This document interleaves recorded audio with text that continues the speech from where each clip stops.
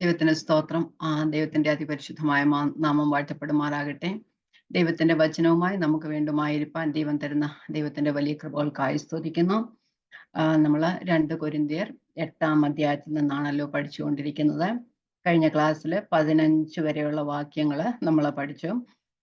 8-ാം അധ്യായത്തിൽ പ്രധാനമായി 8, 9 അധ്യായങ്ങൾ യെരുശലേമിലെ വിശുദ്ധന്മാര് ദരിദ്രരായവരെ സഹായിപ്പാൻ സഭ മുൻകൈ എടുക്കണമെന്നുള്ള ഒരു പൗലോസ് അപ്പോസ്തലന്റെ ഒരു അപേക്ഷയാണ്. അത് കൊരിന്ത്യരോട് പറയുകയാണ് ചെയ്യുന്നത്. കൊരിന്ത്യർക്ക് ലെറ്റർ എഴുതുമ്പോൾ അതിന് ഉദാഹരണമായി രണ്ട് പേരുടെ ഉദാഹരണമാണ് പറഞ്ഞിരിക്കുന്നത്. ഒന്ന് മക്കദോന്യ സഭകൾക്ക് ലഭിച്ച ദൈവകൃപയെ കുറിച്ച് പറഞ്ഞു. അവര് കഷ്ടതയെന്ന കഠിന ദാരിദ്ര്യത്തിലായിട്ടും അവര് യെരുശലേമിലെ വിശുദ്ധന്മാരെ സഹായിക്കാനായിട്ട് മനസ്സൊരുക്കം കാണിക്കുകയും അവരെ സഹായിക്കുകയും ചെയ്തു. അവരുടെ ഇല്ലായ്മയിൽ നിന്ന് അവർക്ക് സഹായിക്കാൻ ഇടയായി തീർന്നു. രണ്ടാമത് പറഞ്ഞിരുന്നത് നമ്മുടെ കർത്താവായ യേശുക്രിസ്തുവിന് ലഭിച്ച ദൈവകൃപയെ കുറിച്ചാണ്. കർത്താവ് സമ്പന്നനായിരുന്നിട്ടും ഈ ലോകത്തിലേക്ക് വന്ന് ദാരിദ്ര്യം സ്വീകരിച്ച് നമ്മളെ സമ്പന്നനാക്കുവാൻ വേണ്ടി കർത്താവ് ദരിദ്രനായി തീർന്ന കഥ നമ്മൾ ദൈവകൃപ അറിഞ്ഞുവല്ലോ എന്നല്ലേ നമ്മൾ അവിടെ 9-ാമത്തെ വാക്യത്തിൽ പറയുന്നത്. കർത്താവിന് സമ്പന്നത എന്തായിരുന്നെന്നും ആ ദാരിദ്ര്യം എങ്ങനെ ആയി തീർന്നെന്നും നമ്മൾ പഠിച്ചു. ആ സമ്പന്നനായിരുന്ന സ്വർഗീയ മഹിമകളെല്ലാം ഉണ്ടായിരുന്ന, ദൈവത്തോട് സമത്വം ഉണ്ടായിരുന്ന, ദൈവമായിരുന്നവൻ തൻ്റെ ഈ ലോകത്തിൽ വന്നപ്പോൾ ദൈവമായിരുന്നു എങ്കിലും മനുഷ്യത്വം കൂടെ സ്വീകരിക്കുകയും ആ മനുഷ്യത്തിൽ താൻ ദാരിദ്ര്യത്തിന്റെ അവസ്ഥയിലായിരുന്നു. ആ മനുഷ്യത്വമാണ് കർത്താവിന്റെ ദാരിദ്ര്യം. ആ ദൈവത്വം എന്ന് പറയുന്നത് കർത്താവിന്റെ സമ്പന്നതയാണ്. എന്തിനാണ് മനുഷ്യനായിത്തത്? ഞാൻ പറഞ്ഞു, സാധാരണ ഒരു പലസ്തീൻകാരനെ പോലെയാണ് ജീവിച്ചത്. അതിലൊത്തിരി ദരിദ്രനായി എന്നൊന്നും നമുക്ക് അവിടെ കാണുവാൻ കഴിയുന്നില്ലെങ്കിൽ ആ മനുഷ്യത്വമായിരുന്നു കർത്താവിന്റെ ദാരിദ്ര്യം എന്ന് പറയുന്നത്. അത് എന്തിനു വേണ്ടിയായിട്ടിരുന്നു? നമ്മെ രക്ഷിക്കാൻ വേണ്ടി. അത് ഒരു ദൈവകൃപയാലാണ്. അതാണ് നമ്മൾ അവിടെ പഠിച്ചത്. അത് കഴിഞ്ഞ് അവരോട് പറയുന്നു, നിങ്ങൾ ഒരു ആണ്ട് മുതൽ തന്നെ, കഴിഞ്ഞ വർഷം മുതൽ തന്നെ, അല്ലെങ്കിൽ ഒരു ആണ്ട് മുൻപ് തന്നെ നിങ്ങൾ യെരുശലേമിലെ സഭകളെ സഹായിക്കാനായിട്ടുള്ള മനസ്സൊരുക്കം ഉണ്ടായിരുന്നു. എന്നാൽ ഇടയ്ക്കൊന്ന് തണുത്തുപോയി. അപ്പൊ അവര് ഇനിയും ആ ഒരു കാര്യത്തിൽ താല്പര്യപ്പെടണം എന്നാണ് അവരോട് പറയുന്നത്. ആ യെരുശലേം സഭകൾക്ക് സുഭിക്ഷം ഉണ്ടാകാനല്ല, അവർക്ക് സമൃദ്ധിയും നിങ്ങൾക്ക് ദാരിദ്ര്യം ഉണ്ടാകാൻ വേണ്ടിയല്ല, രണ്ടുപേർക്കും സമത്വം ഉണ്ടാകാൻ വേണ്ടി. ഇപ്പോൾ നിങ്ങൾ സഹായിക്കുകയാണെങ്കിൽ ഇനി ഒരു അവസരത്തിൽ നിങ്ങൾക്കും ഇതുപോലെ കഠിന ശോധനയിലൂടെ കടന്നു പോകുക, അല്ലെങ്കിൽ സാമ്പത്തികമായി ബുദ്ധിമുട്ട് അനുഭവിക്കുകയാണെങ്കിൽ മറ്റുള്ള സഭകളും നിങ്ങളെ സഹായിക്കും എന്നാണ് അവിടെ പറഞ്ഞത്. അപ്പം ഇവിടെ അതിന്റെ ഒരു ഉദാഹരണമായിട്ടാണ് ഇവിടെ പറഞ്ഞു. മന്നായെ കുറിച്ച് പറഞ്ഞു, ഏറെ പെറുക്കിയവന് ഏറെയും കുറെ പെറുക്കിയവന് കുറവും കണ്ടില്ല. എല്ലാവർക്കും ഒരുപോലെയാണ് ദൈവം കൊടുക്കുന്നത് പറഞ്ഞു. സമ്പത്ത് കൂട്ടിവെച്ചെന്ന് അത് മന്ന ക്രമിച്ചു പോയതുപോലെ ക്രമിച്ചു പോരുകയും നമുക്ക് ദൈവം സാമ്പത്തികമായ നന്മകൾ തരുന്നത് അത് മറ്റുള്ളവരെയും കൂടെ സഹായിക്കാൻ വേണ്ടി ആണ് എന്ന് നമ്മൾ അവിടെ പറഞ്ഞു നിർത്തി. നമുക്കിവിടെ 16-ാമത്തെ വാക്യത്തിലേക്ക് പോകാം. 16-ാമത്തെ വാക്യം. 16-ാമത്തെ വാക്യം ഞാൻ വായിക്കാം. നിങ്ങൾക്ക് വേണ്ടി തീത്തോസിന്റെ ഹൃദയത്തിലും ഈ ജാഗ്രത നൽകിയ ദൈവത്തിന് സ്തോത്രം. എന്തിനു വേണ്ടിയിട്ടാ? വിശുദ്ധന്മാരെ സഹായിക്കുന്നതിനുള്ള ഒരു താല്പര്യം തീത്തോസിന്റെ ഹൃദയത്തിൽ ജാഗ്രത നൽകിയ ദൈവത്തിന് സ്തോത്രം. ധർമ്മശേഖരത്തിനു വേണ്ടി സഭകളാൽ നിയമിക്കപ്പെട്ട തീത്തോസിനെ കുറിച്ചാണ് ഇനി പറയുന്നത്. കാരണം വിശുദ്ധന്മാർക്ക് വേണ്ടി ധർമ്മശേഖരം അല്ലെങ്കിൽ ആ സഹായം കൊണ്ടുപോകുമ്പോൾ വിശ്വസ്തരായ ആളുകളെ ഫലമേൽപ്പിക്കുന്നത് എന്നുള്ളത് പൗലോസിന് നിർബന്ധമായിരുന്നു. അതുകൊണ്ട് തീത്തോസിനെയും മറ്റു 2 സഹോദരന്മാരെയും കൊരിന്തിലേക്ക് അയക്കുകയാണ് ചെയ്തത്. അതിനെക്കുറിച്ചാണ് ഇവിടെ പറഞ്ഞിരിക്കുന്നത്. അപ്പം ഇവിടെ പറയുന്നു, നിങ്ങൾക്കു വേണ്ടി തീത്തോസിന്റെ ഹൃദയത്തിലും ഈ ജാഗ്രത നൽകിയ ദൈവം. അപ്പം കൊരിന്ത്യർക്ക് യെരുശലേമിലെ വിശുദ്ധന്മാർക്ക് വേണ്ടി ധർമ്മശേഖരം അല്ലെങ്കിൽ സഹായം സ്വരൂപിക്കേണ്ടതിന് പൗലോസിന്റെ ഹൃദയത്തിൽ ദൈവം ഒരു വലിയ ജാഗ്രത അല്ലെങ്കിൽ വലിയൊരു വാഞ്ച കൊടുത്തിരുന്നു. അതേ ജാഗ്രത തന്നെയാണ് ഇംഗ്ലീഷിൽ പറയുന്നത് ഏണസ്റ്റ് കെയർ എന്നാ പറയുന്നത്. അപ്പൊ അതേ ഒരു ജാഗ്രത തന്നെയാണ് ദൈവം തീമോത്തിയോസിന്റെ മനസ്സിലും കൊടുത്തിരിക്കുന്ന, ഹൃദയത്തിലും കൊടുത്തിരിക്കുന്ന അത് ദൈവകൃപയാലാണ്. അതിന് പൗലോസ് അപ്പോസ്തലൻ തീമോത്തിയോസിന് വേണ്ടിയിട്ട് ദൈവത്തിന് സ്തോത്രം ചെയ്യുകയാണ്. ഈ മറ്റുള്ളവരെ സഹായിപ്പാനും മറ്റുള്ളവരോട് കരുണ തോന്നുവാനും മറ്റുള്ളവരോട് മനസ്സലിവ് തോന്നുവാനും ഒക്കെ എല്ലാം ഇങ്ങനെയൊക്കെ തോന്നുന്ന ദൈവത്തിന്റെ കൃപയാലാണ് എന്നാണ് നമുക്ക് വചനം നമ്മളെ പഠിപ്പിക്കുന്നത്. അപ്പൊ അതുപോലെ പൗലോസിനും തോന്നിയ അതേ കെയർ, അല്ലെങ്കിൽ അവർക്ക് തോന്നിയ അതേ ഒരു താല്പര്യം, അവരോടുള്ള സഹതാപം, ആ മനസ്സലിവ് അതേപോലെ തന്നെ തീത്തോസിലും ഉണ്ടായിരുന്നു എന്നാണ് പൗലോസ് പറയുന്നത്. അതിനായി ദൈവത്തിന് സ്തോത്രം ചെയ്യുന്നു. അതിന് നമുക്ക് താഴോട്ട് പറയുമ്പം വായിക്കുമ്പോൾ നമുക്ക് കാണുവാനായിട്ട് കഴിയും. ഞാൻ വായിച്ചു വിടുന്നതേ ഉള്ളൂ. 8-ാമത്തെ അധ്യായം തീർത്ത് 9-ന്റെ കുറച്ച് ഭാഗങ്ങളോട് എടുക്കണം എന്നാണ് ഞാൻ ചിന്തിക്കുന്നത്. ശ്രദ്ധിച്ചിരുന്നാൽ മതി, വായിച്ചു വിടുന്നതേ ഉള്ളൂ. കൂടുതൽ ഒന്നും എക്സ്പ്ലെയിൻ ചെയ്യുന്നില്ല. കാരണം തനിയെ നമുക്ക് വായിച്ചാൽ തന്നെ മനസ്സിലാവുന്ന ഭാഗങ്ങളാണ്. നമ്മൾ 8-ാം അധ്യായം ആദ്യം മുതൽ നല്ലോണം സമയമെടുത്ത് മക്കതോന്യ സഭകൾ എങ്ങനെയായിരുന്നു, സഹായം ചെയ്യേണ്ട കാര്യങ്ങൾ എങ്ങനെയാണെന്നൊക്കെ നമ്മൾ വിശദീകരിച്ച് പഠിച്ചതാണ്. അതുകൊണ്ട് വായിച്ചു വിടാം. 17-ാമത്തെ വാക്യം. അവൻ അപേക്ഷ കൈക്കൊണ്ടു എന്നു മാത്രമല്ല, അത്യുത്സാഹിയാകിയാൽ സ്വമേധയായി നിങ്ങളുടെ അടുക്കലേക്ക് പുറപ്പെട്ടു. അപ്പം തീത്തോസിനെ കുറിച്ചാണ് പറയുന്നത്. തീത്തോസിന്റെ സ്വഭാവ വിശേഷമാണ് പറയുന്നത്. എന്റെ അപേക്ഷ കൈക്കൊണ്ടു പൗലോസ് അപ്പോസ്തലൻ പറഞ്ഞപ്പോൾ അത് സ്വീകരിച്ചു എന്ന് മാത്രമല്ല, അത്യുത്സാഹിയാകിയാൽ സ്വമേധയായി നിങ്ങളുടെ അടുക്കിലേക്ക് പുറപ്പെട്ടു എന്ന് പറയുന്നത്. അപ്പൊ ആ തീത്തോസിന്റെ സ്വഭാവമാണ് അത്യുത്സാഹം എന്നുള്ളത്. അപ്പൊ ആ അത്യുത്സാഹി ആയതുകൊണ്ട് സ്വമേധയായി, ഇപ്പം നമ്മളൊരു എന്താ പറയുന്നത്, അവിടെ ഒരു കോൺട്രാസ്റ്റ് നമ്മൾ പറയാൻ അവിടെ ഒക്കില്ല. കാരണം നമ്മൾ വിചാരിക്കും ഇതന്നെ ഒരു സർക്കാസ്റ്റിക് വേയിലാണല്ലോ പൗലോസ് അപ്പോസ്തലൻ സംസാരിക്കുക. കാരണം അപേക്ഷ കൈക്കൊണ്ടു എന്നും പറയുന്നു, സ്വമേധയായി ഇറങ്ങി പുറപ്പെട്ടു എന്നും പറയുന്നു.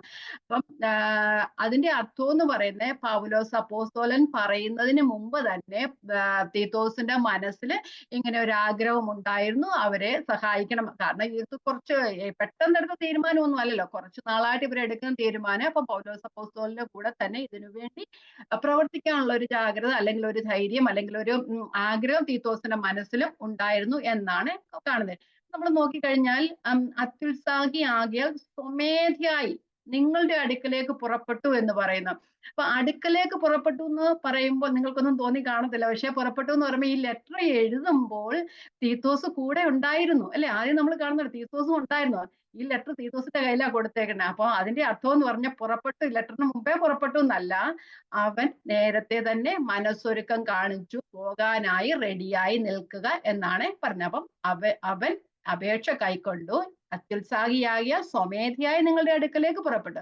അപ്പം പൗലോസ് പറയുന്നതിന് മുമ്പ് തന്നെ തീത്തോസിന് പോകാനായ ഒരു മനസ്സുണ്ടായിരുന്നു. ഓൾറെഡി ഈ കത്ത് എഴുതിക്കൊണ്ടിരിക്കുന്ന സമയത്തും മനസ്സാലെ തീരുമാനമെടുത്ത് ഇരിക്കുകയാണ്.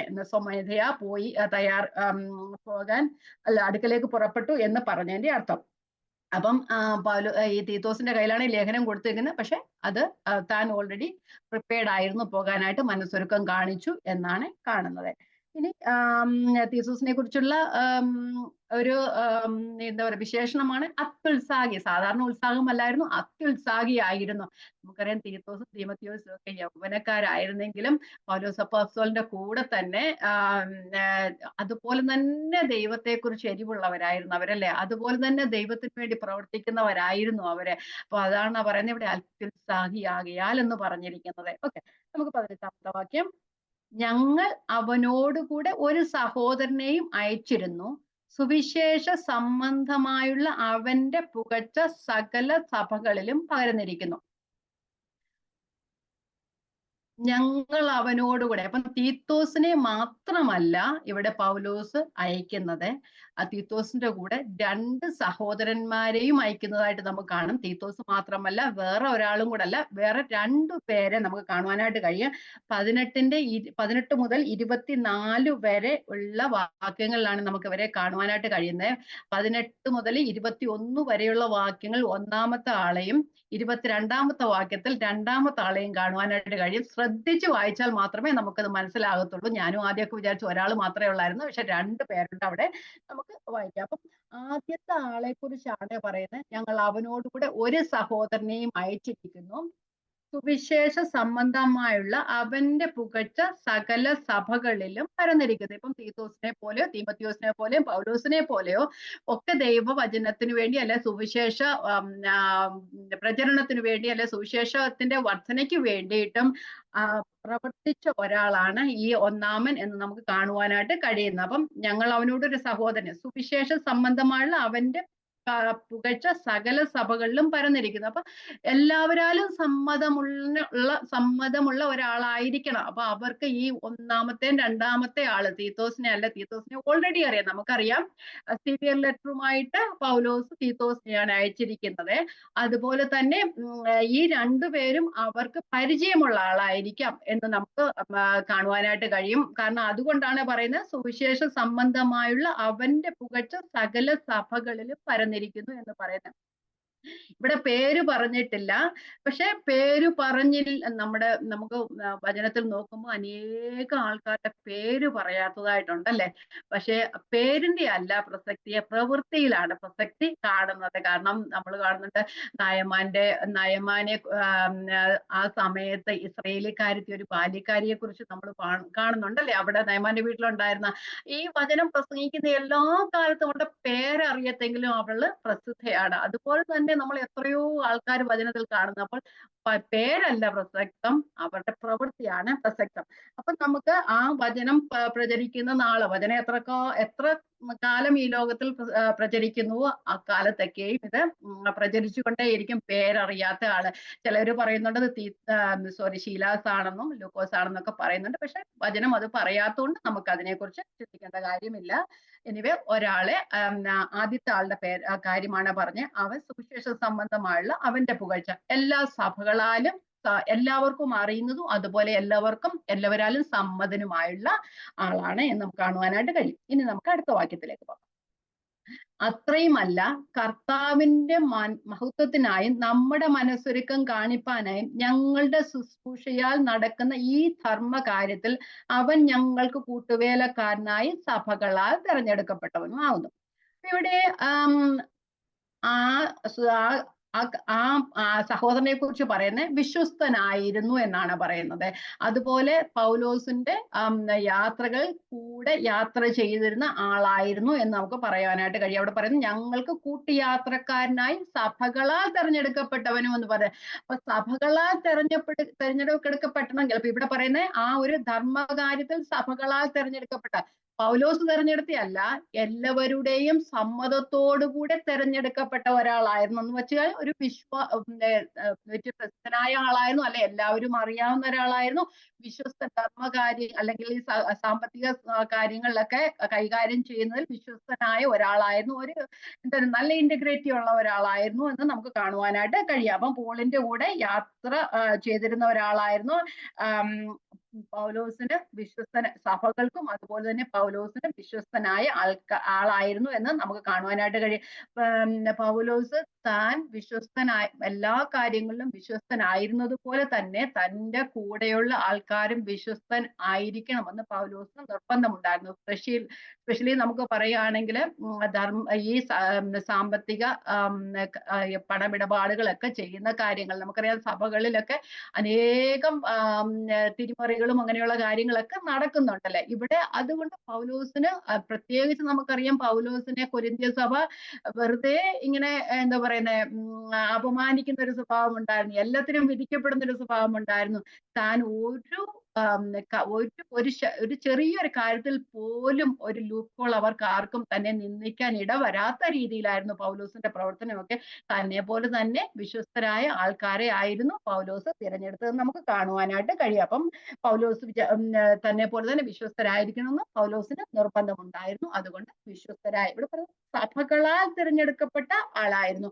അപ്പം അറിയാം, നമ്മള് 1 കൊരിന്ത്യർ പഠിച്ചപ്പോ അവരോട് പറഞ്ഞു, നിങ്ങള് സഭയിൽ നിന്ന് എല്ലാവർക്കും സമ്മതനായ ഒരാളിനെ കൂടെ വിടണമെന്നൊക്കെ പറഞ്ഞ നമ്മളൊന്ന് പഠിച്ചല്ലേ, 1 കൊരിന്ത്യർ 16-ാം അധ്യായം പഠിച്ചതല്ലേ. അപ്പൊ അങ്ങനെ പറഞ്ഞതുപോലെ തന്നെ വേറെ സഭകളാല് എല്ലാവരാലും സമ്മതനായ അല്ലെ വിശ്വസ്തനായ ഒരാളെ ആയിരുന്നു അവിടെ തന്റെ കൂട്ടുവേലക്കാരനും സഭകളാൽ തിരഞ്ഞെടുക്കപ്പെട്ടവനും ആയിരുന്നു എന്ന് അവിടെ നമുക്ക് കാണുവാനായിട്ട് കഴിയും. അത് കർത്താവിന്റെ മഹത്വത്തിനായും മനസ്സൊരുക്കം കാണിപ്പാനും. അപ്പൊ ആ ഒരു ദൈവനാമ മഹത്വത്തിന് വേണ്ടി പ്രവർത്തിപ്പാൻ താൻ താല്പര്യം കാണിച്ചിരുന്നു, അല്ലെ ഉത്സാഹിയായിരുന്നു എന്ന് നമുക്ക് ഇതിൽ നിന്ന് കാണുവാനായിട്ട് കഴിയും. നമുക്ക് 20-ാമത്തെ വാക്യം 20. ഞങ്ങൾ നടത്തി വരുന്ന ഈ ധർമ്മശേഖര കാര്യത്തിൽ ആരും ഞങ്ങളെ അപവാദം പറയാതിരിക്കാൻ സൂക്ഷിച്ചുകൊണ്ട് ഞങ്ങൾ കർത്താവിന്റെ മുമ്പാകെ മാത്രമല്ല മനുഷ്യരുടെ മുമ്പാകെ യോഗ്യമായത് മുൻകരുന്നു. ഞാൻ ഇപ്പൊ പറഞ്ഞല്ലേ, ആ തന്നെ അപമാനിക്കാനായിട്ട് നോക്കിയിരിക്കുക. ഏത് കാര്യത്തിലും കാര്യം കണ്ടെത്താനായിട്ട് 11-ാം അധ്യായത്തിൽ പറഞ്ഞ ഏതെങ്കിലും കാര്യത്തിൽ തന്നെ വിധിക്കുവാനായിട്ട് അല്ലെങ്കിൽ തന്നിൽ എന്ത് പോരായ്മ കണ്ടുപിടിക്കാനായിട്ട് തക്കം നോക്കി നിൽക്കുന്നവരാണ് കൊരിന്ത്യര്. അപ്പൊ അവിടെ പറയുക, ഒരു കാര്യത്തിലും ഞങ്ങളെ അപവാദം പറയാതിരിക്കാൻ ഞങ്ങൾ സൂക്ഷിച്ചുകൊണ്ടു എന്ന് പറയുന്നത് ബുദ്ധിപൂർവ്വമാ പൗലോസ് പ്രവർത്തിക്കുന്നത്. നമുക്ക് പൗലോസ് ഒരാളെ അല്ല കൂട്ടത്തിൽ വിട്ടത്, തീത്തോസിനെ മാത്രമല്ല ധർമ്മശേഖരത്തിന് വേണ്ടി വിട്ടത്, 2 സഹോദരന്മാർ, 2 പേരെയല്ല 3 പേരെയാ വിട്ടേക്കുന്നത്. കാരണം പൗലോസ് ബുദ്ധിപൂർവ്വമാ പ്രവർത്തിക്കുന്നത്. തന്നെ ഒരിക്കലും ആരും അപമാനം പറയാൻ ഇടവരരുത് എന്നുകൊണ്ടാണ് നമ്മൾ പറയുന്നത്. പിന്നെ 11-ാം അധ്യായം നമ്മൾ പഠിക്കുകയാണെങ്കിൽ അവിടെ കാണുന്നത് പൗലോസ് അപ്പോസ്തലൻ അവിടെ അവര് ചിലപ്പോ പൗലോസ് അപ്പോസ്തലനെ ക്വസ്റ്റ്യൻ ചെയ്ത് കാണും. കാരണം പൗലോസ് അപ്പോസ്തലൻ അവരുടെ കയ്യിൽ നിന്നൊന്നും സാമ്പത്തിക സഹായം സ്വീകരിക്കാതെ അവിടെ പ്രവർത്തിച്ചത്. കാരണം അവര് എന്തെങ്കിലും അവരിൽ നിന്നുള്ള എന്തെങ്കിലും എന്താ പറയുന്നത്, ഇഷ്ടമില്ലാത്ത പ്രവൃത്തികൾ കൊണ്ടായിരിക്കാം സാമ്പത്തിക സഹായം അവർ ചെയ്യുവാൻ അവർക്ക് മനസ്സില്ലാത്തത് കൊണ്ടായിരിക്കാം പൗലോസ് അപ്പോസ്തലൻ അവിടെ 1.5 വർഷക്കാലം താമസിച്ചെങ്കിൽ കൂടാര പണി ചെയ്ത് അവിടെ ശുശ്രൂഷ ചെയ്തു തരുന്നതായി നമുക്ക് കാണുവാനായിട്ട് കഴിയും. അപ്പൊ അതിന് തന്നെ അവിടെ ഇടയിൽ കടന്നുകൂടിയ ഉപദേഷ്ടാക്കന്മാർ പറയുന്നുണ്ട്, കൊരിന്ത്യരോട് സ്നേഹമില്ലാത്തത് കൊണ്ടാ പൗലോസ് അപ്പോസ്തലൻ അവരിൽ നിന്ന് സഹായം സ്വീകരിക്കാത്തതെന്ന് പറയുന്നുണ്ട്. അപ്പൊ പൗലോസിന് എന്തെങ്കിലും അവിടെ പ്രശ്നങ്ങൾ ഉണ്ടായത് കൊണ്ടാണ് പൗലോസ് അവിടെ സ്വീകരിക്കാത്തത്. അല്ലാതെ എവിടെ പോയാലും പൗലോസ് അപ്പോസ്തലൻ അവരിൽ നിന്ന് സഹായം സ്വീകരിക്കാൻ നമുക്ക് കാണുവാനായിട്ട് കഴിയും. ഫിലിപ്പി ലേഖനത്തിൽ പറയുമ്പോൾ 2-3 പ്രാവശ്യം നിങ്ങൾ എനിക്ക് അയച്ചു തന്നു എന്നൊക്കെ നമുക്ക് അവിടെ കാണുവാനായിട്ട് കഴിയും. അതുപോലെ തന്നെ തെസ്സലോനിക്ക ലേഖനത്തിലും അങ്ങനെ കാണുന്നുണ്ട്. പക്ഷെ കൊരിന്ത്യയിൽ മാത്രമാണ് പൗലോസ് അപ്പോസ്തലൻ അവിടെ നിന്ന് സഹായം വാങ്ങാതെ. 11-ാം അധ്യായത്തിൽ കാണുന്നുണ്ട്, ഞാൻ മക്കതോന്യ സഭകളോട് കവർന്ന് നിങ്ങൾക്ക് തന്നു എന്നാ പറഞ്ഞത്. മക്കതോന്യ സഭകള് പൗലോസ് അപ്പോസ്തലൻ കൊരിന്തിലായിരുന്ന സമയത്ത് സഹായിക്കുന്നതായി നമുക്ക് കാണുവാനായിട്ട് കഴിയും. അപ്പോൾ അവിടെ കടന്നു വന്നു കള്ള ഉപദേഷ്ടാക്കന്മാര് പൗലോസ് അപ്പോസ്തലൻ അവരിൽ നിന്ന് സഹായം സ്വീകരിക്കാത്തിൽ പറയുന്നുണ്ട് പൗലോസ് കൊരിന്ത്യരെ സ്നേഹിക്കാത്ത കൊണ്ടാണെന്ന് പറയുന്നുണ്ട്. ഞാൻ പറയുന്ന ഇപ്പം പൗലോസ് ചെയ്താലും പ്രശ്നമാ, ചെയ്തില്ലേലും പ്രശ്നമാ, എല്ലാത്തിലും പൗലോസിന്റെ കുറ്റം കണ്ടുപിടിക്കാൻ 11-ാമത്തെ അധ്യായം വായിക്കുമ്പം നമുക്ക് ഭയങ്കര ഇൻസൈറ്റാ കിട്ടുന്നത്. കാരണം വായിച്ചു നോക്കിയാൽ അറിയാം, അവര് സഹായം സ്വീകരിച്ചു കഴിഞ്ഞാലും പ്രശ്നം, സഹായം സ്വീകരിച്ചില്ലെങ്കിൽ പറയുന്ന പൗലോസിന് അവരോട് സ്നേഹമില്ലാത്തതുകൊണ്ടാന്നാ പറയുന്നത്. അപ്പൊ അങ്ങനെ ഒരു അവസ്ഥയിലൂടെയാണ് പൗലോസ് കടന്നുപോയത്. അതുകൊണ്ട് താൻ ചെയ്യുന്ന ഏത് കാര്യത്തിലും വിശ്വസ്തനായി, പ്രത്യേകിച്ച് കൊരിന്ത്യ സഭകളില് താൻ വിശ്വസ്തനാണ് എങ്കിലും ആ ഒരു തന്നെ അപമാനിക്കാനായിട്ട് അല്ലെങ്കിൽ തനിക്ക് ദോഷം അവർക്ക് തോന്നുവാനായിട്ട് ഒരു കാര്യവും കാണാതെ, ഒരു ലൂപ്പോളും ഇടാതെ, ഒരു പഴുതുകളും ഇടാതെയാണ് പൗലോസ് പ്രവർത്തിച്ചിരുന്നത് നമുക്ക് കാണുവാനായിട്ട് കഴിയും.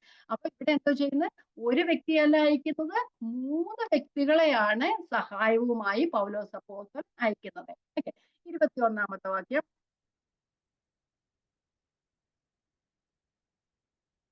ഞങ്ങൾ കർത്താവിന്റെ മുമ്പാകെ മാത്രമല്ല മനുഷ്യരുടെ മുമ്പാകെയും യോഗ്യമായത് കരുതുന്നു. അപ്പൊ കർത്താവിന്റെ മുമ്പാകെ ഓൾറെഡി അവര് യോഗ്യമായത് കരുതുന്നുണ്ട്. പൗലോസ് അപ്പോസ്തലൻ വിശ്വസ്തനാണ്, നമുക്കറിയാം.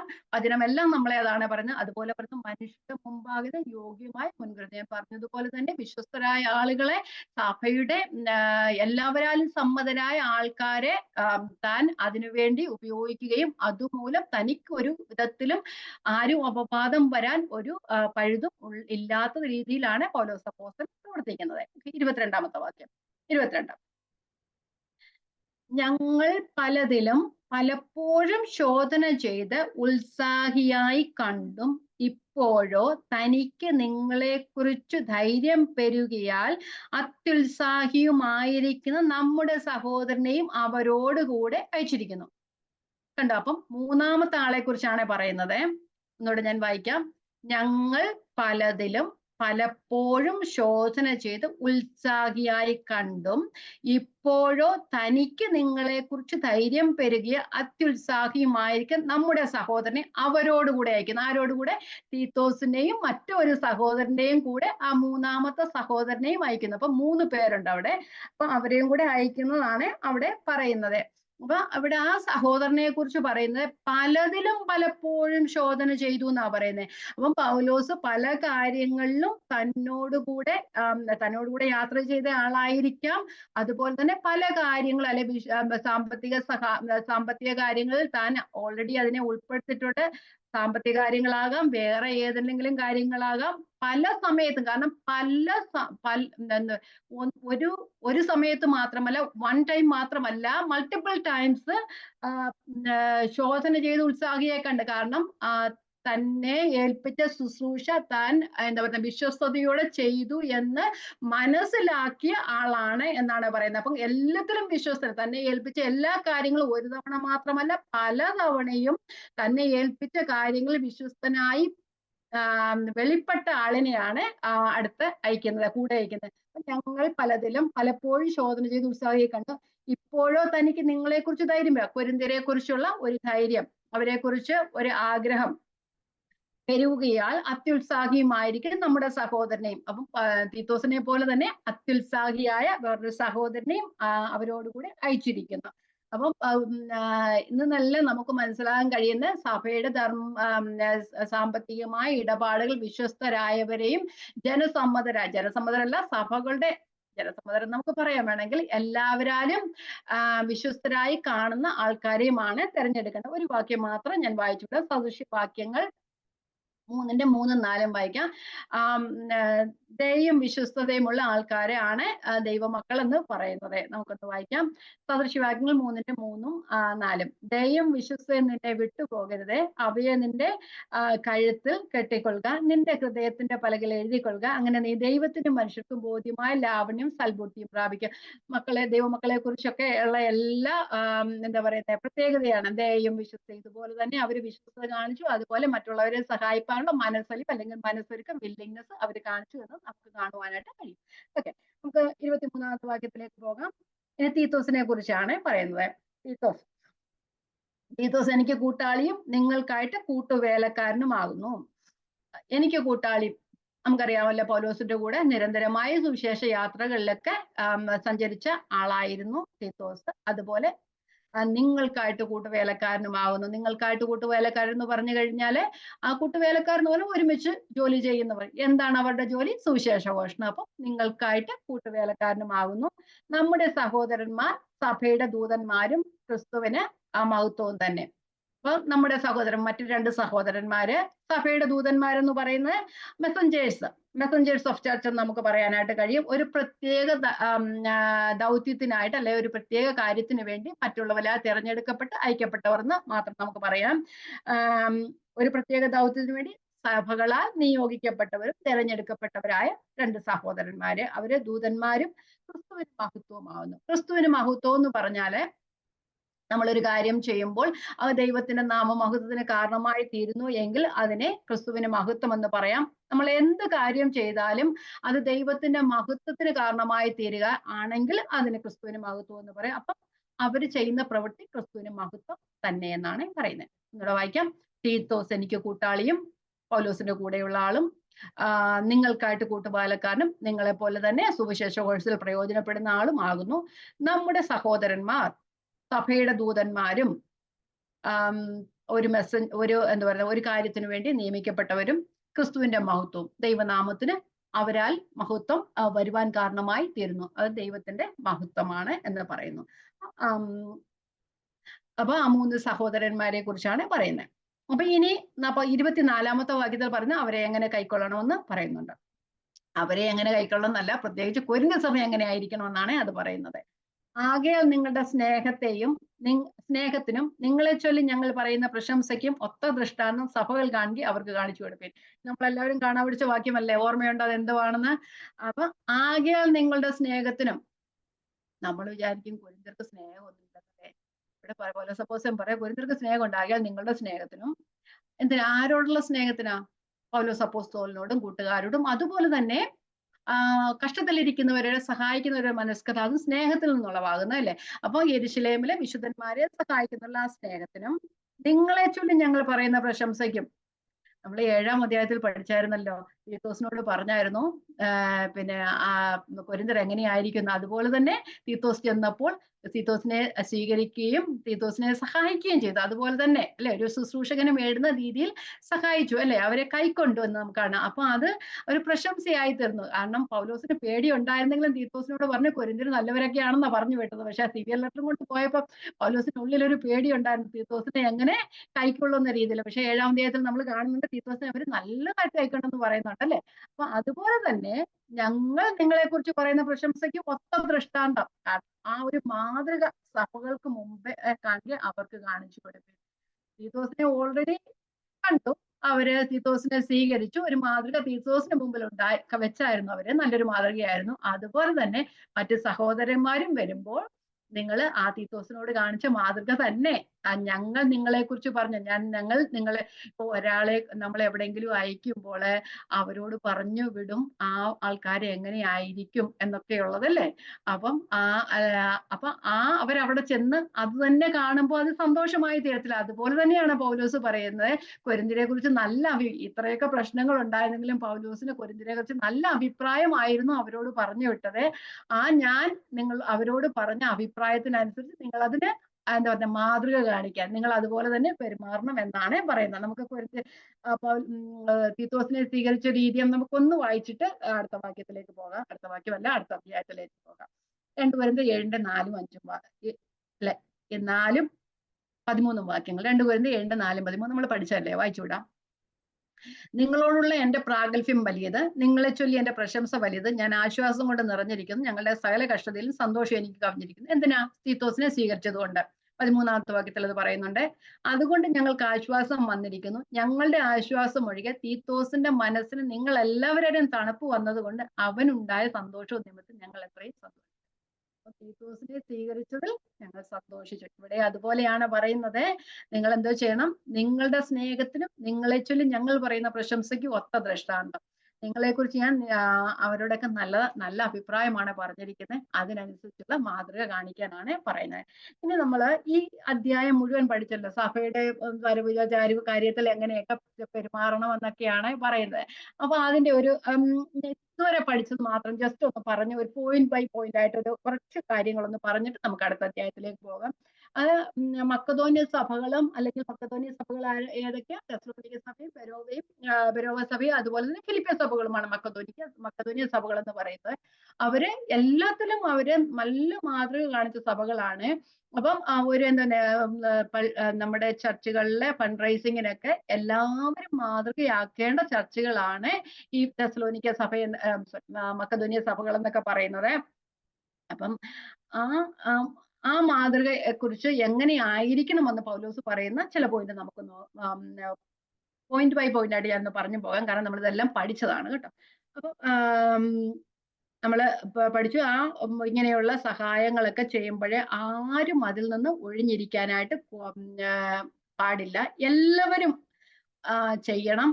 ആർക്കും അതൊരു ബാധ്യതയാകരുത്, ആരും അതിൽ നിന്ന് ഒഴിഞ്ഞിരിക്കരുത്, ആർക്കും അത് ലജ്ജയായി തീരാൻ ഇടയായില്ല. ചിലവർ പറയുമ്പോൾ ദൈവത്തിന്റെ വചനം പറഞ്ഞ് ഇടത് കൈ കൊടുക്കുന്നു വലത് കൈ അറിയരുതെന്നൊക്കെ പറയുന്നുണ്ട്. നമുക്കറിയാം നമ്മുടെ ചർച്ചകളിലൊക്കെ ഇങ്ങനെ എഴുതിയിടുമല്ലേ, അവരിത്ര കൊടുത്തു ഇവരിത്ര കൊടുത്തു അങ്ങനെയൊക്കെ എഴുതിയിടും. അങ്ങനെയൊന്നും അതാകുമ്പോൾ എല്ലാവർക്കും ഒരു ഭാരമായി തീരും. അപ്പം പൗലോസ് അപ്പോസ്തലൻ പറയുന്ന ആർക്കും ഒരു ബാധ്യതയാകരുത്, അതുപോലെ തന്നെ ആർക്കും ലജ്ജയ്ക്കും ആയിത്തീരുവാൻ ഇടയായി തീരരുത്, എല്ലാവരും അതിൽ ഉൾപ്പെടണം, ആരും അതിൽ നിന്ന് ഒഴിഞ്ഞിരിക്കാനായിട്ട് കഴിയില്ല.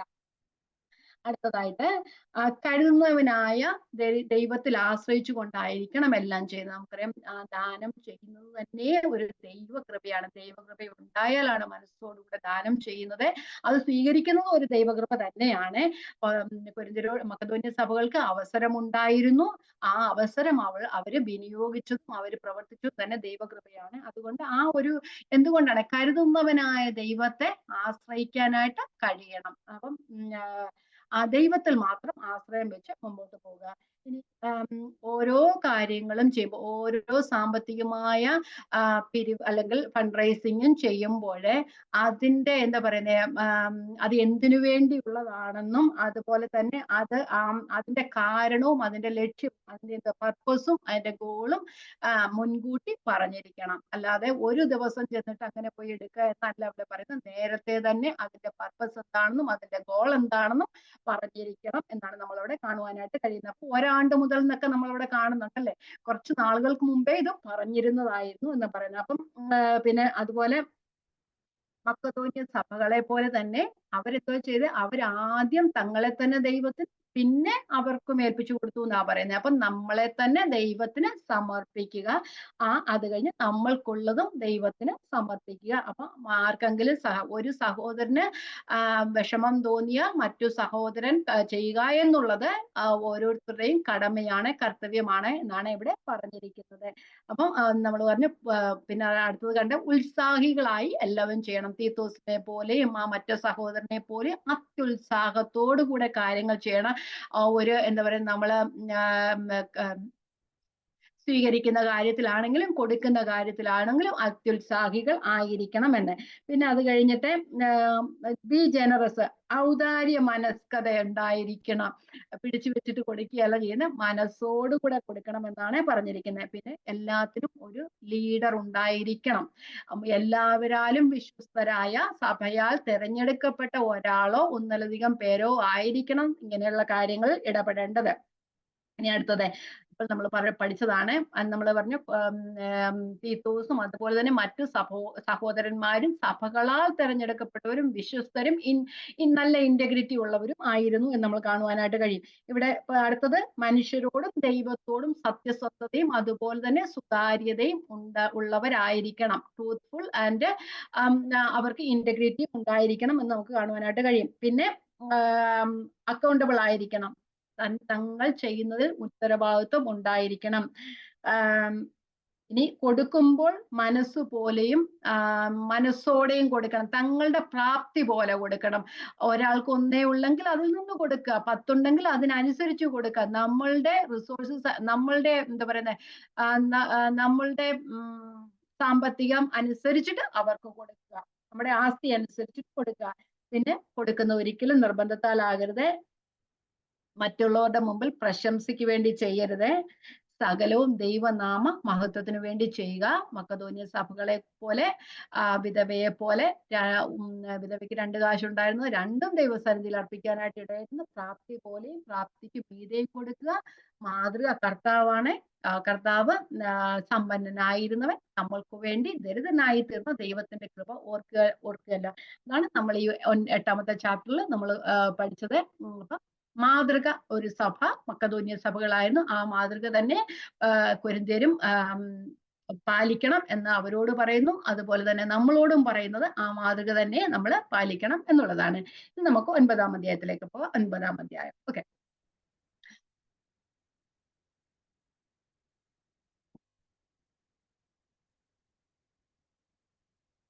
ഒൻപതിന്റെ 1 ഞാൻ വായിക്കാം. വിശുദ്ധന്മാർക്ക് വേണ്ടി നടത്തുന്ന ധർമ്മശേഖരത്തെ കുറിച്ച് നിങ്ങൾക്ക് എഴുതുവാൻ ആവശ്യമില്ലല്ലോ. നമ്മൾ നോക്കിക്കഴിഞ്ഞാൽ 8ാമത്തെ 9ാമത്തെ ചാപ്റ്ററിലെ പൗലോസ് ഇത് തന്നെയാ പറയുന്നത് അല്ലേ.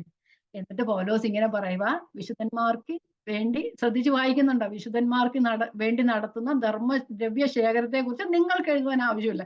ഇത് മുഴുവൻ അതാ എഴുതി വെച്ചേക്കുന്നല്ലേ.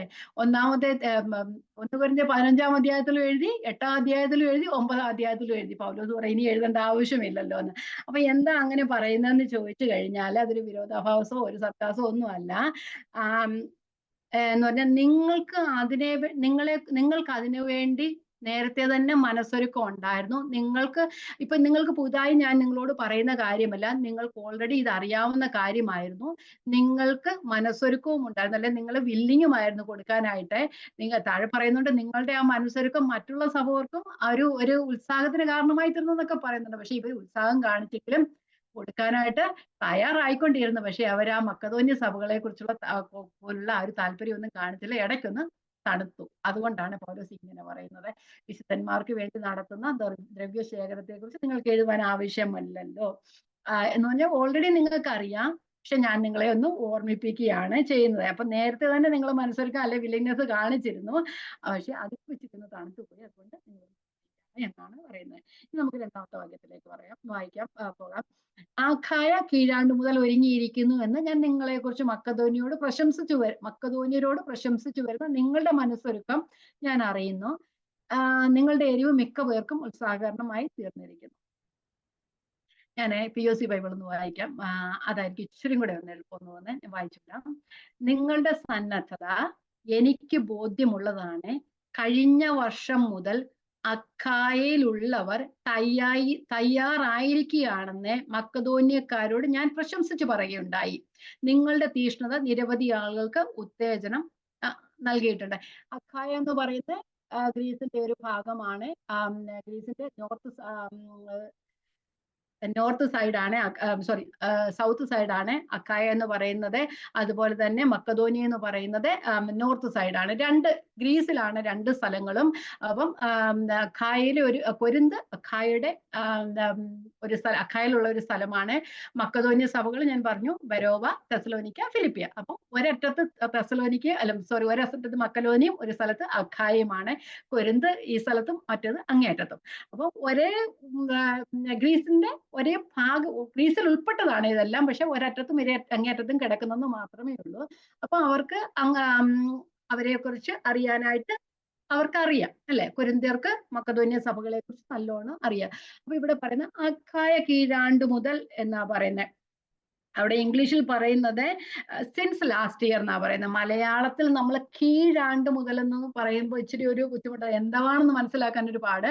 കീഴാണ്ടെന്ന് പറഞ്ഞാൽ ഇവിടെ POC പറയുന്നുണ്ട്, നിങ്ങൾ കഴിഞ്ഞ വർഷം മുതൽ തയ്യാറായിരിക്കുക. അപ്പൊ എന്തോ പറയുന്നത്, നിങ്ങളെ കുറിച്ച് മക്കതോന്യരോട്. അപ്പം പൗലോസ് മക്കതോന്യരോട് പറഞ്ഞായിരുന്നു, ഈ കൊരിന്ത്യര് ഒരു വർഷം മുമ്പ് ഇതിനു വേണ്ടി തയ്യാറിരിക്കുകയാണെന്നല്ലേ. പക്ഷെ അങ്ങനെ തയ്യാറായിരിക്കുകയാണെന്ന് മക്കതോന്യരോട് പറഞ്ഞു തന്നെ. അതുകൊണ്ട് അത് മക്കതോന്യ സഭകൾക്ക് ഉത്സാഹത്തിന് കാരണമായി തീരുകയും ഇവരെ സഹായിക്കുകയും ചെയ്തു. പക്ഷെ എന്തോ പറ്റിയ, കൊരിന്ത്യർ ഇതുവരെ സഹായിച്ചില്ല. കൊരിന്ത്യർ കൊടുക്കാൻ വില്ലിങ് ആയെന്ന് മക്കതോന്യരോട് പറഞ്ഞെങ്കിലും മക്കതോന്യരാണ് ആദ്യം ചെയ്തത്. കൊരിന്തുകാർ ഇപ്പോഴും തണുത്തിരിക്കുക. അതുകൊണ്ടാണ് അങ്ങനെ പറഞ്ഞത്. അഖായ കീഴാട്ടുമുതൽ ഒരുങ്ങിയിരിക്കുന്നു എന്ന് ഞാൻ നിങ്ങളെ കുറിച്ച് മക്കതോന്യരോട് പറഞ്ഞു. അങ്ങനെ നിങ്ങൾ എല്ലാവരും തയ്യാറായിട്ടിരിക്കുക കൊടുക്കാനായിട്ടെന്ന് പറഞ്ഞു. മക്കതോന്യയിലും കൊരിന്തിലും ഒരുപോലെ പൗലോസ് അപ്പോസ്തലൻ പറഞ്ഞെങ്കിലും മക്കതോന്യക്കാർ കൂടുതൽ എന്താ പറയുക എഫേർട്ട് എടുത്ത് അതിനെ സഹായിച്ചു. അപ്പൊ എന്നിട്ട് പറയുന്നത്, നിങ്ങളുടെ എരിവ് മിക്കവർക്കും ഉത്സാഹകരണമായി തീർന്നു. നിങ്ങളുടെ ആ വില്ലിങ്നെസ് തന്നെ മറ്റുള്ളവർക്ക് ഉത്സാഹകരണമായി തീർന്നു. പിന്നെ മക്കതോന്യ സഭകൾക്കും ഉത്സാഹമായി തീർന്നു. നിങ്ങൾ ആ സന്നദ്ധത കാണിച്ചത് അവര് സഹായിക്കാൻ കാരണമായി തീർന്നു എന്നാണ് പറഞ്ഞത്. അപ്പം ഒരാണ്ട് മുതൽ തന്നെ ഇവര് ഇങ്ങനെ ചെയ്തുകൊണ്ടിരിക്കുക, പക്ഷെ ഇതുവരെ അത് നിവർത്തി കണ്ടില്ല. അതുകൊണ്ടാണ് കഴിഞ്ഞ ക്ലാസ്സിലൊക്കെ പറഞ്ഞ, നിങ്ങൾ ആ മനസ്സൊരൊക്കെ ഉണ്ടായതുപോലെ നിങ്ങൾ ആ പ്രവൃത്തിയിലും കാണിപ്പീൻ എന്നൊക്കെ പറഞ്ഞ പ്രവൃത്തി ഇതുവരെ ഉണ്ടായിട്ടില്ല. അതുകൊണ്ടാണ് പറയുന്നത്. അപ്പൊ മക്കതോന്യ സഭകള് ഇവരുടെ ആ വില്ലിങ്നെസ് കണ്ടതുകൊണ്ട് അവര് കൊടുക്കുവാനായിട്ട് ഇടയായി തീർന്നു. അവരോട് പറയാൻ, അവര് കൊടുത്തു കഴിഞ്ഞു, നിങ്ങൾ ഇനിയെങ്കിലും ഒന്ന് കൊടുക്ക എന്നാ പറയുന്നത് പൗലോസ് കൊരിന്ത്യരോട്. അപ്പൊ പിന്നെ നിങ്ങളെ കുറിച്ച് മക്കതോന്യക്കാരോട് പ്രശംസിച്ച് പറയുകയുണ്ടായി. നിങ്ങളുടെ ആ തീഷ്ണത, ആ ഒരു സന്നദ്ധത അല്ലെ വില്ലിങ്നെസ് മറ്റുള്ളവർക്കും ഒരു ഉത്സാഹത്തിന് കാരണമായി തീർന്നു എന്നാണ് പറയുന്നത്. പക്ഷെ മറ്റുള്ളവർക്ക് ഉത്സാഹമായപ്പോൾ കൊരിന്ത്യയുടെ ഉത്സാഹം തണുത്തു പോയല്ലേ. ഓക്കെ, നമുക്ക് മൂന്നാമത്തെ വാക്യം പറയാം. മൂന്നാമത്തെ വാക്യം വായിക്കാം. നിങ്ങളെക്കുറിച്ച് ഞങ്ങൾ പറയുന്ന പ്രശംസ ഈ കാര്യത്തിൽ വ്യർത്ഥമാകാതെ ഞാൻ പറഞ്ഞതുപോലെ നിങ്ങൾ ഒരുങ്ങിയിരിക്കേണ്ടത് തന്നെ ഞാൻ സഹോദരന്മാരെ അയച്ചത്. അപ്പൊ പൗലോസ് അപ്പോസ്തലൻ കൊരിന്ത്യരെ കുറിച്ച് മക്കതോന്യ സഭകളോടും മറ്റു സഭകളോടും ഒക്കെ എന്നാ പറഞ്ഞത്, അവര് റെഡി ആയിരിക്കുകയാണെന്നാ പറഞ്ഞത് ഇത് ഹെൽപ്പ് ചെയ്യാനായിട്ട്. അപ്പൊ പറഞ്ഞത് ഇപ്പൊ നടന്നിട്ടില്ല, അതുകൊണ്ട് നിങ്ങൾ അതിനു വേണ്ടിയുള്ള കാര്യങ്ങൾ പ്രവൃത്തിയിൽ കാണിപ്പീൻ എന്നാണ് പറയുന്നത്. അപ്പൊ നിങ്ങളെ കുറിച്ച് ഞങ്ങൾ പറയുന്ന പ്രശംസ, നിങ്ങൾ സഹായിക്കുമെന്ന് പറയുന്ന ഞങ്ങൾ പ്രശംസ ഈ കാര്യത്തിൽ വ്യർത്ഥമാകാതെ. കാരണം അപ്പൊ അവര് ചെയ്തില്ലെങ്കിൽ അത് വ്യർത്ഥമല്ലേ, അത് ലജ്ജയ്ക്ക് കാരണമായി തീരത്തില്ലേ. ഇപ്പം പൗലോസ് കൊരിന്തുകാരോട് കൊരിന്തുകാരെ കുറിച്ച് പറഞ്ഞു. അവര് സഹായിക്കുമെന്ന് പറഞ്ഞപ്പോൾ കൊരിന്തുകാരെ സഹായിച്ചില്ലെങ്കിൽ എന്താവുന്നേ? അത് കൊരിന്തുകാർക്ക് ലജ്ജയുണ്ടോന്ന് അറിയത്തില്ല. പക്ഷെ അത് പൗലോസിന് ലജ്ജയ്ക്ക് കാരണമായി തീരും. അയ്യോ, ഞാൻ പറഞ്ഞതുപോലെ അവര് ചെയ്തില്ലല്ലോ എന്നല്ലേ? അങ്ങനെയല്ലേ? അതുപോലെ നിങ്ങൾ ഒരുങ്ങിയിരിക്കേണ്ടതിന് ഞാൻ സഹോദരന്മാരെ അയച്ചിരിക്കുന്നു. അപ്പൊ ഇവിടെ അടുത്ത വാക്യത്തിൽ പറയുന്നത്, മക്കെദോന്യക്കാർ എന്നോടുകൂടെ വരുമ്പം നിങ്ങളെ പ്രവർത്തിക്കുന്നവരായി കാണണം. അതുകൊണ്ടാണ് തീത്തോസിനെയും 2 സഹോദരന്മാരെയും അവർക്ക് മുമ്പേ കൊരിന്തിലേക്ക് അയച്ചത്. ഓക്കെ.